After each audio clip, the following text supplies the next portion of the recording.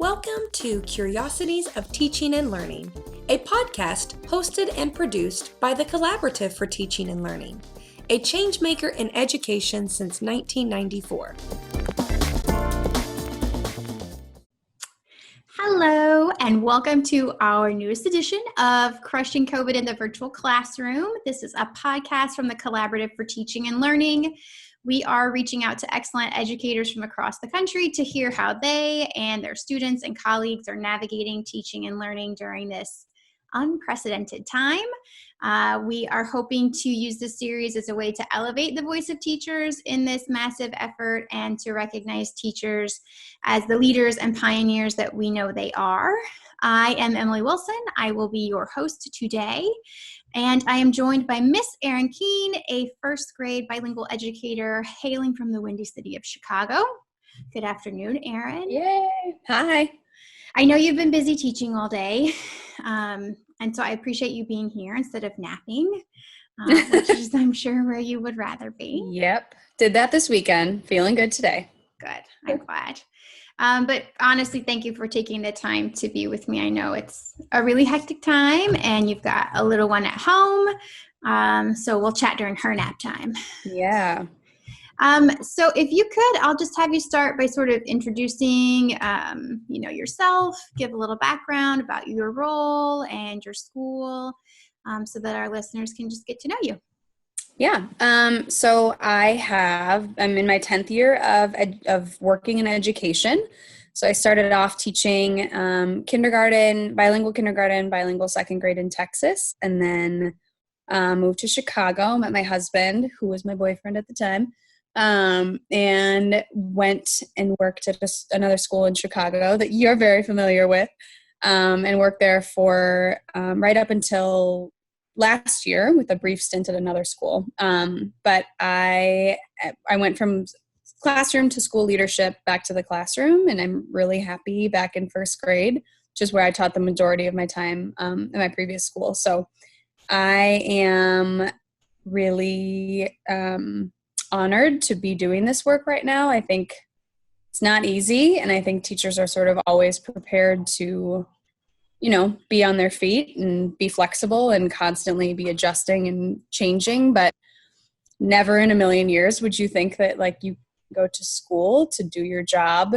to do it from behind a computer screen, especially as a primary educator. I think there's some obstacles that other people don't get. My school is also not one-to-one with technology yet, so my students just aren't that technologically savvy as it stands, so I've had to do a lot of coaching around that too. Sure. Yeah. Do you want me to talk about my school a little bit too? Yeah, that would be great. You're in a Chicago public school, but that's a huge tapestry. Yeah. So kind of where does your school sit? Yeah, so we are in the Bucktown Neighborhood, really interesting place that has changed a lot over the last 15, 20 years. Even after the last 10 years, but it's called Pulaski International IB School. So we follow an international baccalaureate program. I hope I said that right. IB is what we always call it.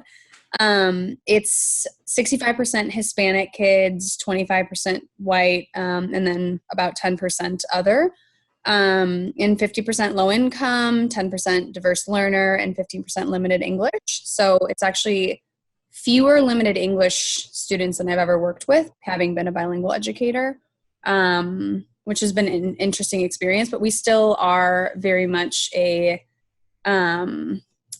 language-focused school for sure. Okay. So all of our students, we have 3 Spanish teachers for our 900 students, and kids have Spanish at least twice a week, every week. So it's pretty cool. Yeah. Sounds like kind of more of a mix than of kiddos from different backgrounds and different ethnicities than I typically hear of. Definitely. It's the most diverse school culturally, socioeconomically, ethnically. It's very, very diverse. It's really interesting. That's nice. Well, I'm happy that you're happy there. Yeah. You said a little bit about, that was kind of painting a picture for us a bit when you talked about that your school is not yet one-to-one. So this is a K-8, correct? Pre-K through 8. Yep. So you're pre-K through 8.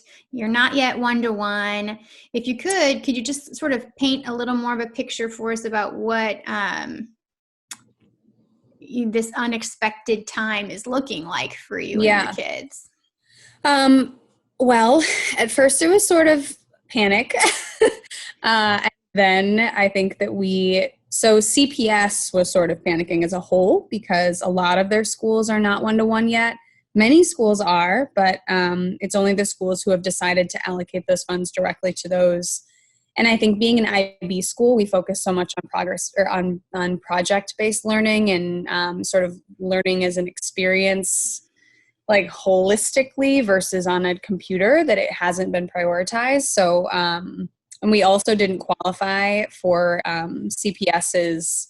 They bought like 10,000 devices and then they qualified certain schools to receive them. So we actually had to give away whatever devices we had, not to give away, borrow.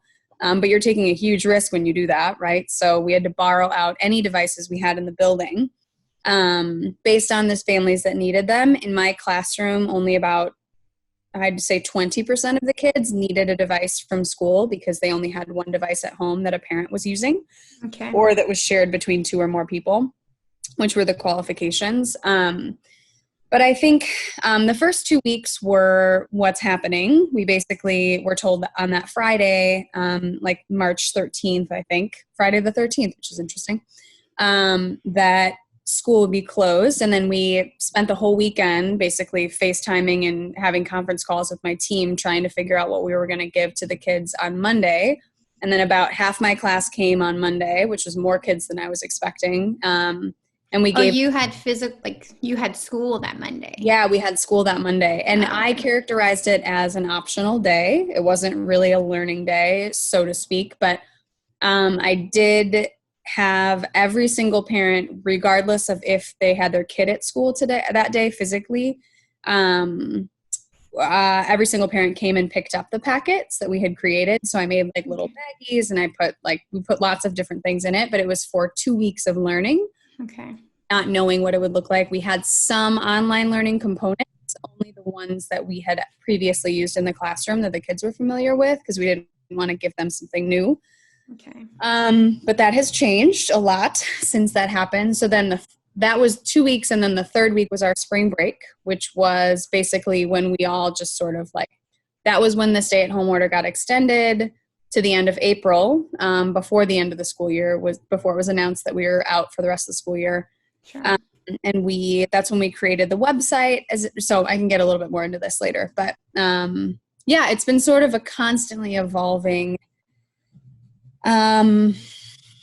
experience for both us and the families. And I think our biggest focus has been trying to make sure we're not overwhelming our families and telling them different things every week and trying to be consistent regardless of how we feel as educators about wow, this is a really amazing resource. I really want to do this. I really want to do this. You can only throw so many things at a parent before they're like, but I just got started using that. Sure. I'm not ready for that. So I think looking ahead to next year, which is they are discussing now if that could possibly, if we are continuing to remote teach, I will be definitely doing some things differently. But yeah, sure. I can speak a little bit more to what we're using later. So that's interesting. I didn't know that you had started out kind of with a packet and didn't really lean on any technology except what you had already been using. Mm-hmm. Or require it. So we told parents you can just do the packets, do whatever, they didn't have computers at home, which was a huge shift when then we were like, oh, well, now we really do need you. And there is still a packet option actually. So I have one family who is requesting a written pack, just a packet of work. So I'm just catering it to her child's level. But all the other parents are reliably online at least a few times a week. So, and the school is open. The administrators are there for 4 hours a day, most days of the week, that then they can print out the packets and families can go pick them up. Well, it kind of catches up, get us up to speed. So we started with these packets, not much reliance on technology. You mentioned your team. So you are one of 4 first grade teachers. Mm-hmm. And you talked about like wanting to have some consistency across the 4 classrooms. Can Yeah. you kind of share with us what the day looks like? I know even today you were trying new things, but kind of what does the day look like now for you and your kids? Right. That has evolved so much. So the one thing I stuck with pretty consistently from the very beginning, we've always used Classdojo. I use it to communicate messages and stuff to my parents. It was required at the beginning of the school year by my school admin that we set up the accounts. So I'm actually so grateful for Classdojo for so many reasons, but I'm just so glad that I already had this thing on every parent's phone that they could go to quickly. And they would read, so I can see how many parents view it. They can like it, they can comment, which has been such a godsend from the beginning of this whole thing. So Classdojo, I've been posting like a morning message. I've videoed a few of them. The video uploading takes a really long time and it's a little glitchy, so I haven't consistently done a video, but it starts the same way that our morning meeting would start in the classroom. So like, hello, buenos dias, ¿cómo están? How are you? A little bit of Spanish, a little bit of English. And then like today, what the date is, what the weather is like, and a question of the day. I've been like theming each day. So like Movement Monday, Tranquil Tuesday, Meditation Monday. We've talked about just different things that the kids can do. So the dojo has been consistent all the way through as like a morning message, and in a portfolio component that I didn't even know existed, and I actually wish I did before school was remote, because it's amazing, but parents can upload pictures and videos and drawings of what their kids are doing at home, and I've loved to be able to connect with them. I like and approve and comment on every single thing they do, which is like my version of feedback, and it's a simple way for them to get feedback from me and sort of be in contact with me all the time. And then I also send them like a week, every single student, I have 28 kids, so I send a weekly recap video to each family at the end of each week so that the parents can see me and I can say, hey Tegan, it's Miss Keen, like blah, blah, blah, here are the things you did, here are the things you can work on, how are you, tell me about your family, blah, blah, blah. And they always respond well to that, so that's been fun. And then we laid out a Google Sites website during spring break that we rolled out into week 4. So we're in week 6 of remote learning right now. And it So if I'm a kiddo and I get on your Google site, where do I click? What do I see? What do I do? Yeah. So there's a homepage that has the sight words for the week, and then it has like 3 sight word activities that are consistent with what we were sending home for the whole school year. That's kind of a routine that we are trying to continue to have them practice at home, which has been the goal with all of this, is not throwing curveballs and trying to maintain some level of consistency. And then if they scroll down a little bit further on the page, we just started this amazing dance program that is no longer. So the dance teacher is making YouTube videos and continuing to send them out. So we have like links to all the dance videos. We are an IB theme school, so we were in the middle of our artists unit. So we have an artist study every week with like a biography of the artist, a YouTube video typically, and then an activity like extension that the kids can do with their families. There's a few more. There's like the specials schedule. So every single one of our specials teachers has a website of some kind and some way to communicate with families. A lot of them post onto our dojo pages actually, which has been really nice. So that's on the homepage. That stuff is all there. And then there's an office hours and like special links, passwords, mostly for parents. And then a Monday, Tuesday, Wednesday, Thursday, Friday tab. So they can just click on Monday and it says, here's what you can, like, here's what is required for reading. Here's what's optional for reading. There's right now, we're trying to focus on one skill for 2 weeks. So, and most of this is review at this point because we've taught most skills at least once. But this week we just started with comparing and contrasting. So I put up the book Swimmy for Monday, and then the students listen to the book, and then I write a question in English and Spanish so our Spanish-speaking families can read what the questions are, and then each day of the week there's a different read aloud. Originally, the teachers were reading the books aloud, but then we just ran out of books at home, and we don't have our libraries here, and we can't go back to school. So YouTube has been our best friend in that regard. But then Amplify is a program that it's like a phonemic awareness word program, reading program that the kids have to use. And that's linked on the website. And then the Pulaski library website is linked next to that. And then they scroll down and we have our math resources. And then they scroll down and it says, like, do you need something extra today? And we have a few other things for them to work on. So we've gotten really positive feedback from most parents that has been helpful to them, and just having it be like a one-stop shop. So basically I tell parents there's 4 things I want you to do every day. Number 1, I want you to log on to Dojo, read the morning message with your child. Number 2, go to the website, check out the book, like make sure that they're reading it. And then they have the option of uploading a video in response to the book that answers the question in their portfolio. Okay. And then to work on CERN, which is our math resource, and which follows the Eureka math pacing, the same way that the lessons we would be teaching at school, and then Amplify. So, and then they have other options based on, depending on what groups they're in, if they're students who don't really need to be working on phonemic awareness anymore, or who have mastered, basically anybody who's working above like a level H book are working on other things. And I've communicated that to their parents separately. Okay, I want to slow us down because you said a lot of things that I would like to circle back to. I mean, I hear you repeating a few times, not wanting to throw curveballs and trying to be consistent with things you were doing in the classroom. And I just want to highlight that. So you're continuing with your IB like unit of study around artists. Your morning meeting, you're reviewing standards because of kind of when this happened. You've taught your standards. You're keeping up with your Eureka math pacing, like through this digital option. Did you use that CERN digital option before this happened?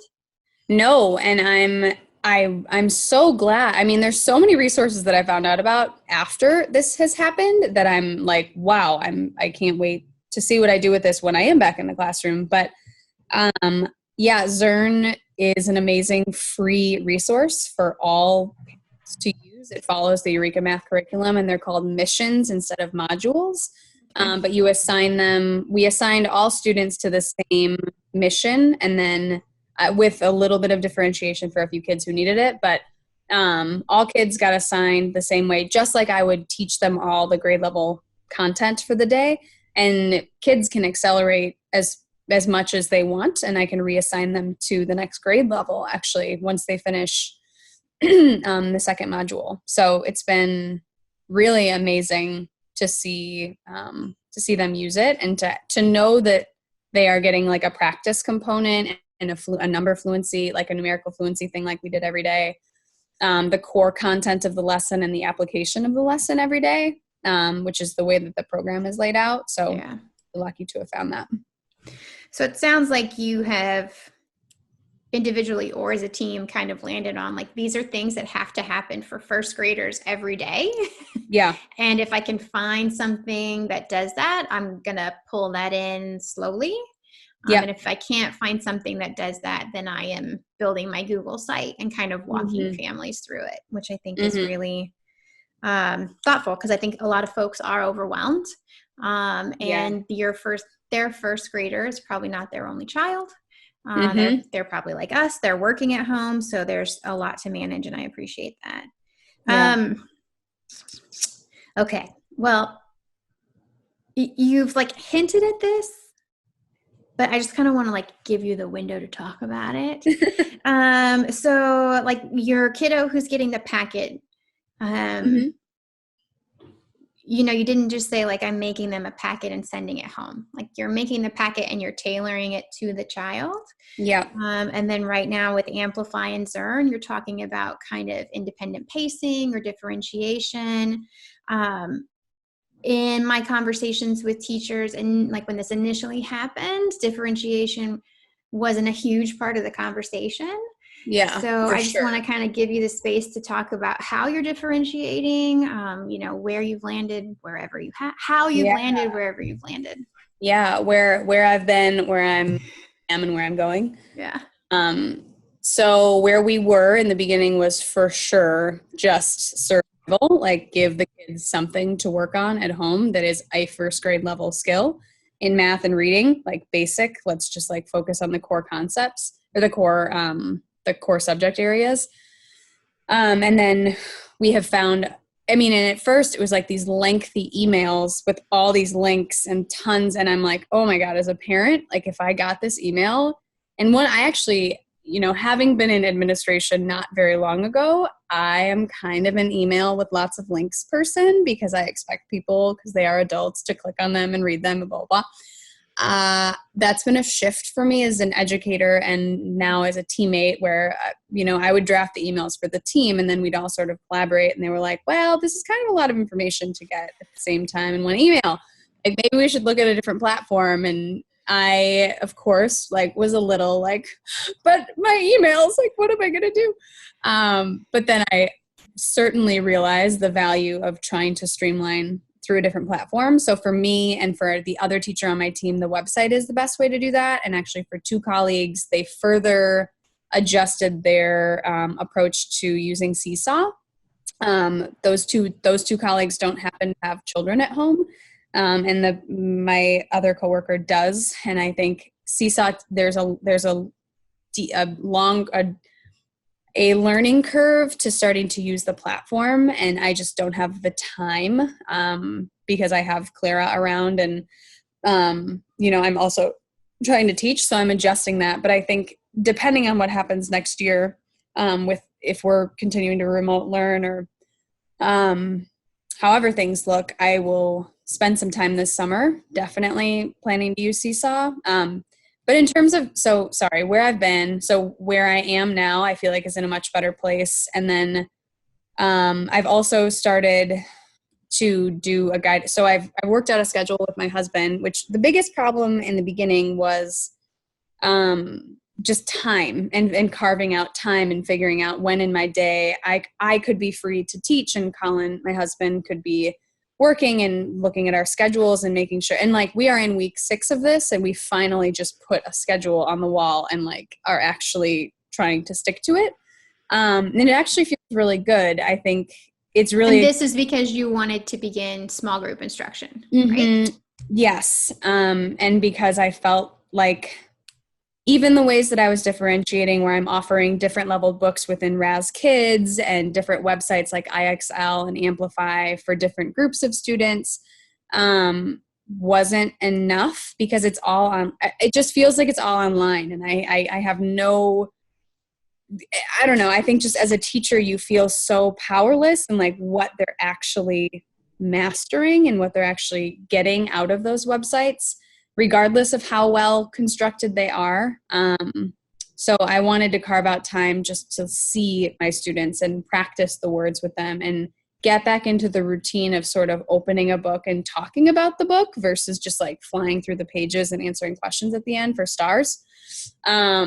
So yeah, I think anyway, so that the 3 guided reading groups that I had today for the first time all went well. A couple glitches here and there, like some kids couldn't talk because their microphones wouldn't unmute, and going from gallery view to speaker view and teaching them some of the more like technological pieces. But it was really great. It was good to see their faces and have a much smaller group. And I should say from week 2, we've been doing whole class Zoom meetings. So like on a Tuesday and a Thursday. So the first one is just like greetings, gratitude. What are you thankful for? Who do you like? What do you have a message? Like what news do you have to share? That kind of thing. And then Thursdays have been like a theme. So we've done like a workout. We've talked about our favorite book. This week we're introducing a family member. So all kids who log onto the call get to participate. But it's just a really big group, and everybody has to mute themselves until I tell them, or they popcorn each other to unmute. So I think it's a really not very personal experience for them. So it's really nice to have the ability to do guided reading and guided math later this week. That's amazing. So every kid will get one of each, a guided math session and a guided reading session with you this week?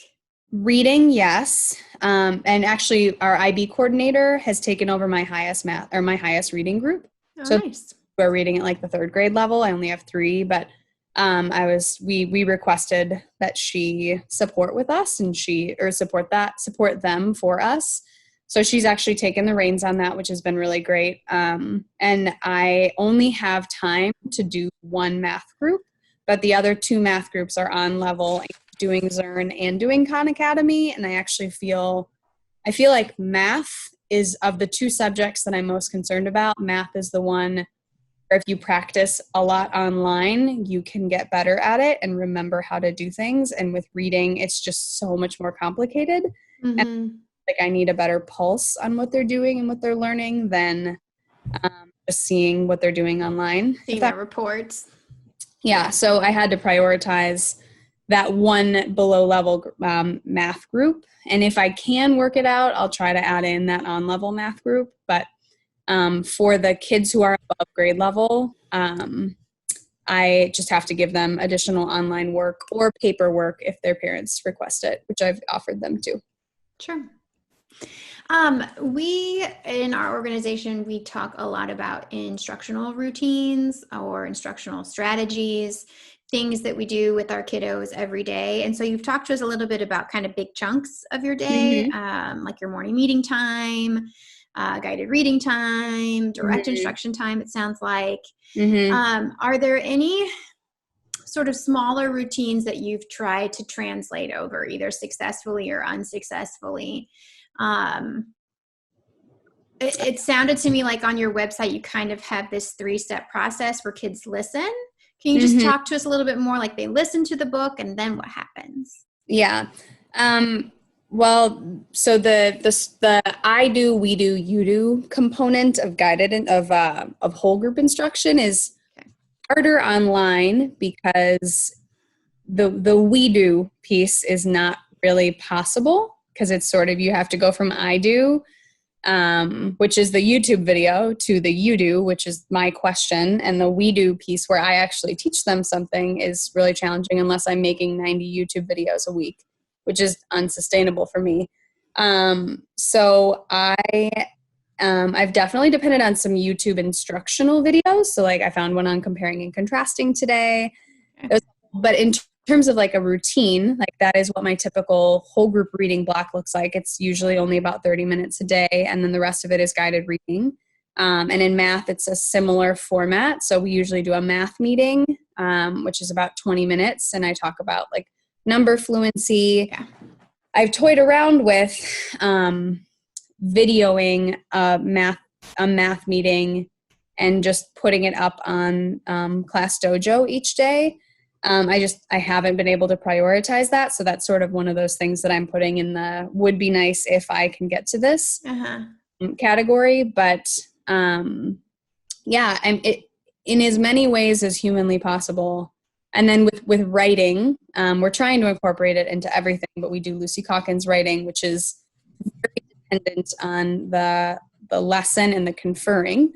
The lesson, the conferring, and then the sort of whole group share at the end, which I think you can't do a Lucy Calkins or just like a writer's workshop model remotely the same way. I mean, maybe there are people who can, and I don't believe those people have 28 students in their class or are working and also have children at home. So like if those people are doing that, more power to them, but I don't think. Well, it would be actually really interesting, that I also am a fan of the writer's workshop. I just haven't gone to see if they've issued any guidance.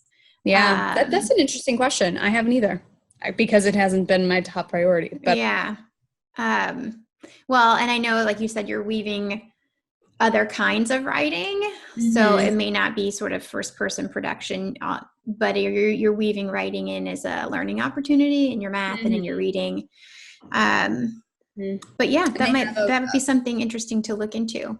Yeah, they have. And I mean, the one thing that we've tried to do is like a writing packet with prompts in it, at least like print out and, respond to and choose the way that they want to, go through the course of the packet. But it's still just writing in response to prompts, and it's not really creative writing that is in a certain genre study. But thankfully we did get through a lot of Lucy Calkins this year. I mean, I don't know if this is widespread knowledge across the globe, but CPS also had a teacher strike. So this is additional time that has not only been taken from the kids, but also from the teachers. I mean, that's just a really difficult time. So I think this is like a double whammy situation where the writer's workshop, I feel like I would be further along in the year. Reader's workshop, I feel like I would be further along. We've gotten through a lot, but it's been a lot of days out. Yeah, which has made us, I think, really focus on the core subjects more than everything else, where it's like math and reading. Make sure that those two are stable and strong for remote instruction before we even touch like writing or IB work. Sure. But we've been able to touch a lot of the other things too, so that's been good.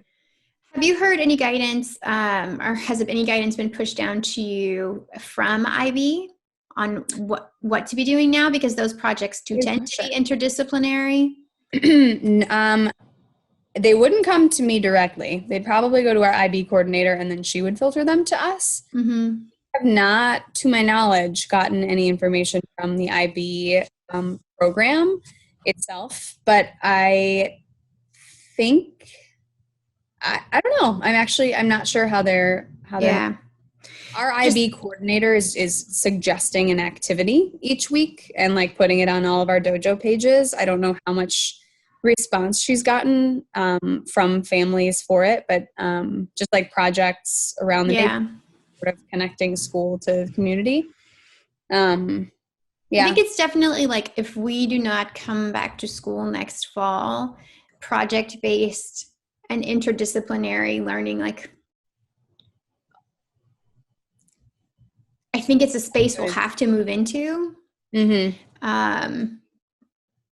Because it is just a way to weave in multiple disciplines, multiple subject areas. I also think, and you can tell me if your response is different, or if your experience has been different, but those tend to be highly motivating when kids are exploring an essential question or a topic that involves multiple disciplines. And I do think sustained motivation to engage our learning is going to become, a lever we have to pull even more, especially when you think about, like, would you meet your kids? If they don't come to you in the fall, will you get a new batch? Will you keep this batch and then be asked to move? That's a really good question. And just move content instead of students. It'll be interesting. We don't have to go down that rabbit hole right now. Yeah, no. I mean, how do you get to know a new class without meeting them? With a blank slate. Yeah, that's a really interesting question. I want to take a minute just to talk to you, or have you talk to us a little bit about, and you've sprinkled some of this throughout, but we know that classroom environment is really essential for any learning to take place. Kids need to feel safe and valued and heard. And I'm just wondering, is there anything specific maybe that you haven't touched on yet that you'd like to now? Or how do you think that you're doing that? How are you building your classroom community in this way? This is the toughest. It's one of the most important things for me as a teacher, for sure. This is the hardest.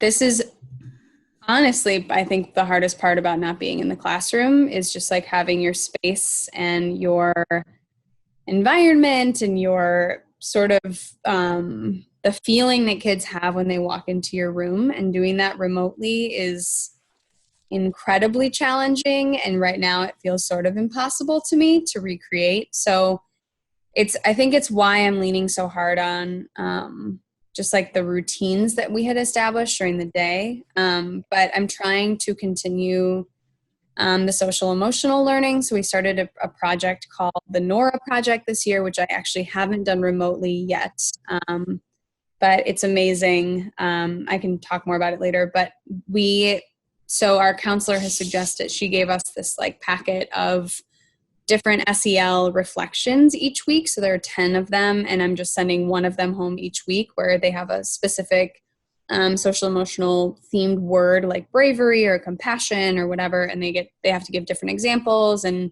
reflect at least one day a week on how they're feeling. We have like mood meter journals that they use in their classroom. I also didn't Can send we do yeah. Can we just do a T for timeout on Sure. on the mood meter? It's a favorite. Yeah. But there may be people who listening who are not familiar with the mood meter from the Yale Center for Emotional Intelligence. So could you just talk about what it is and how you use it? Yeah, for sure. It is fabulous. It is one of my favorite tools to use, and I, learned it at my old school. I use it, so I have a giant mood meter in the middle of my room, and all my students have little numbers that is their classroom number, and they can plot themselves. So basically, the x-axis. Oh God, here we go. X-axis is how pleasant they're feeling, and the y-axis is how much energy they have. So, and then it's based on these 4 colors. So there's green, yellow, red, and blue, kind of going alongside with the colors that you would typically associate with those. So like angry and excited would be yellow, angry would be red, sad would be blue, calm or good, quote unquote good, would be green. And so kids plot themselves every morning when they come in. Every morning when we do our like morning work, which is just like a packet of work that I have them work on. It's like a review that we do every morning. Kids also have the option to write in their mood meter journals based on how they're feeling. And then if I notice that somebody's coming in and either hasn't plotted themselves on the mood meter or reflected in their journal, sometimes I'll just like have a quick conversation with them on the side or before or after lunch or something like that. So I also do Calm Classroom. Actually, Calm Classroom is another thing that that's another tool that maybe some of your listeners are familiar with, but I've tried to incorporate that into my Zoom meetings actually. Oh, how nice. So trying to do like a body scan or a butterfly breath, or I did this cool one called paint your feelings, I think it was, where you like imagined a color and what everything looked like based on that color. So I've just it's also so hard. So much of my job as a teacher is to teach kids how to experience the world around them, right? And I think like the actions and the words of other people and how they impact other people, and just like the SEL component of my job and all teachers' jobs, I would say, is so important. And it's really hard when you're not around your students to physically experience that with them. So just trying to do everything I can to continue to remind them of those tools when they are at home, because so many parents, I mean, they're working from home, they have multiple kids in the home, things are really stressful. People are more agitated because they can't go outside as much. There are just so many pieces that are so unlike the real life that we typically have. So I think another approach that I'm trying to use and try and repeat to my parents is you can only do as much as you can do. And if you need to take a day off, if you need to take a week off, if you need to reach out to me and say, this is too much, I need to pare this down, please don't hesitate to do that. We just had conferences last week and I met with all 28 of my families, and I told that to all 28 of them. Had a couple tears, both on my end and their ends, hearing that. So I think it's really hard in times like this to remember to be gentle with ourselves. And that's so much of my job at school with my students. So I'm trying to practice that and give them the tools that I can at home too. Yeah. I mean, my takeaway from everything that you're saying is that, there are certain seeds that you planted in your classroom before this happened. Mm-hmm. With your daily use of the mood meter to have kids express how they're feeling or check in and regulate how they're feeling, using Calm Classroom. So mindfulness, like moments, meta moments, if you will, in the classroom. When you're teaching first grade, so much of what kids access from you is through their parents. These are not 15-year-olds who can hop on your class website alone and click Miss Keen's video for the day. And so while you may not be giving direct instruction around like why we're doing the mood meter today, it's a routine that you've got in the classroom. And so you're getting it to them, kind of regardless, which I think is really, really powerful. If you could, let's kind of move and talk about, so we're talking about the environment you have with your kids. What about the environment that you have with your colleagues? How are you staying connected with them? You could just be your little team of 4 or with your broader school, but what does connection with colleagues look like right now? Yeah. Well, I have a really big school. There are 900 kids and over 60 teachers at my school. So it's harder to have everybody feel connected. And I think the way that we've tried to absolve that is absolve. I don't know. I think I just made up a word. But I think resolve is what you're looking for. Resolve. Yeah, that sounds better. So we have grade level team meetings typically every week. They're called GLTs. It's like a Chicago Public Schools thing. I think everybody, I've had them at almost every school I've ever worked with, just under a different name. So we've continued those. Typically they're like clusters of teachers. So like K2, 3, 5, but now I think they're actually shifting to individual grade levels just because there are so many things that each teacher has that each group of teachers is specifically experiencing that they need to talk to admin about.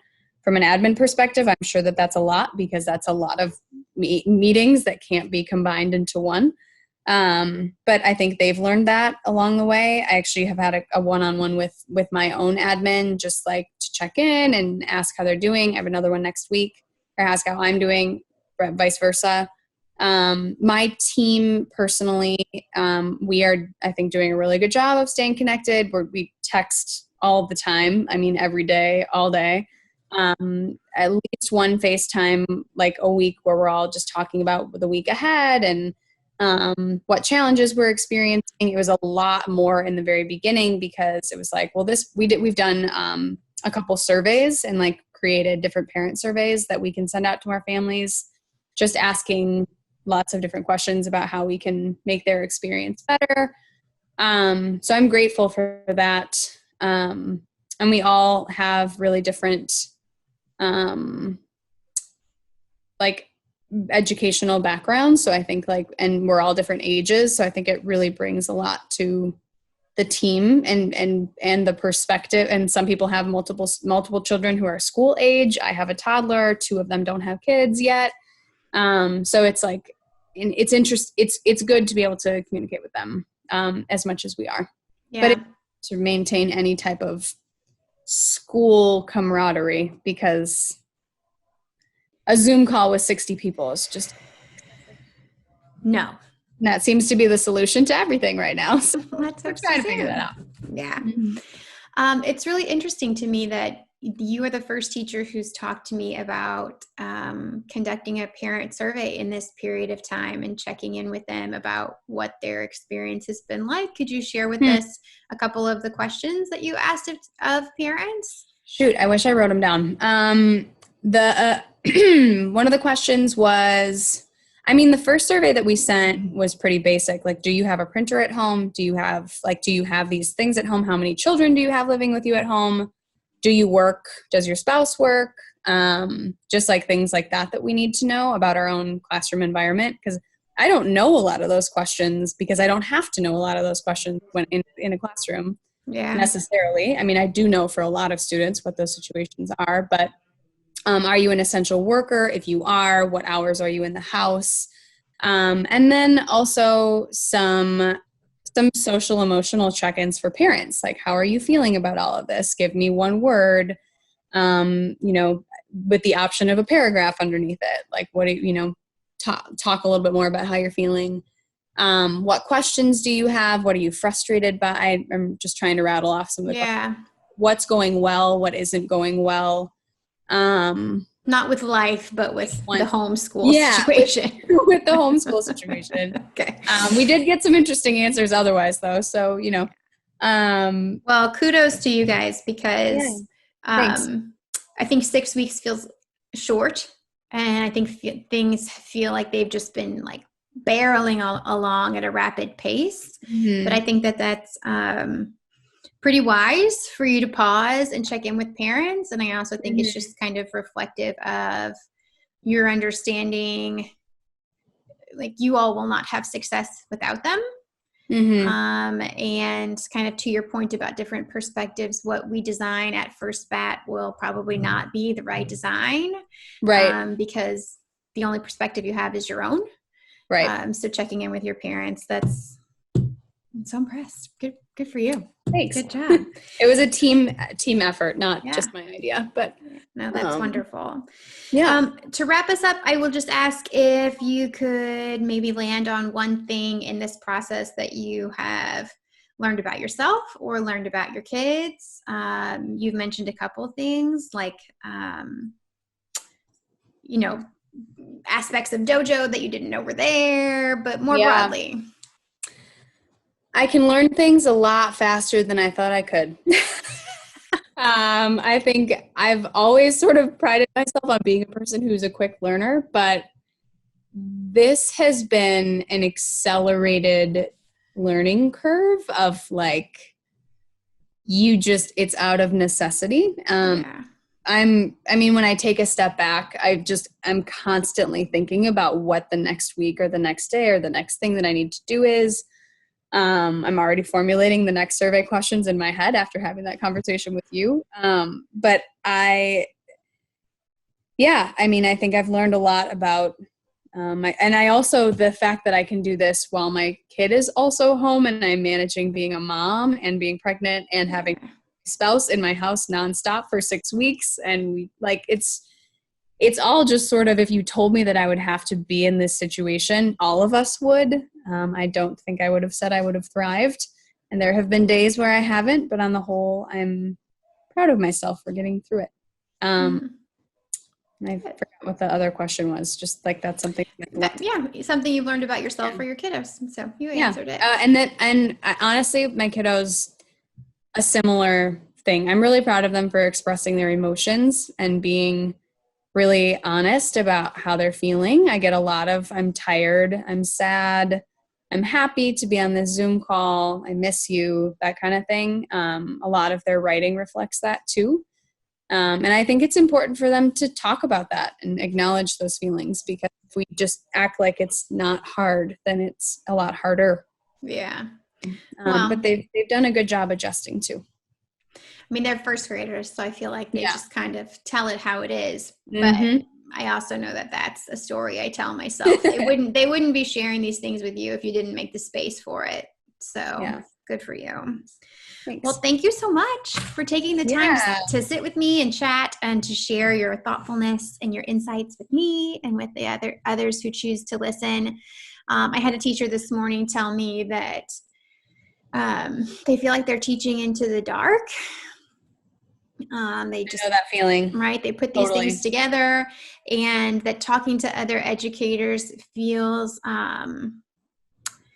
it feels almost risky. Like you've invested all of this time creating X, and then to share X with someone else. Oh my God, what if the answer is Y? So I appreciate you coming out and engaging in this risk with us and sharing and just shedding some light. I think others will hear their efforts echoed in what you're doing. I think others will learn from what you're doing. So thank you so much for being willing. Yeah, of course. And just I think we all have to continue to learn from each other. It is really scary to have a plan and then, consider the fact that there might be a better one and you have to totally go with theirs. But pivot. No, it's, exactly. But I thank you for taking the time to ask me these questions. It's been really nice to just sort of sit back and reflect a little bit, take the time to reflect. And I look forward to continuing this work. Thank you. Well, thank you to you, and thank you to our listeners for joining us in this conversation. Let us know what you think about what you heard today, what questions you might have for us, what questions you might have for Erin. You can find us on Twitter at CTL Online, on Facebook at the Collaborative for Teaching and Learning, and on the on the web at ctlonline.org.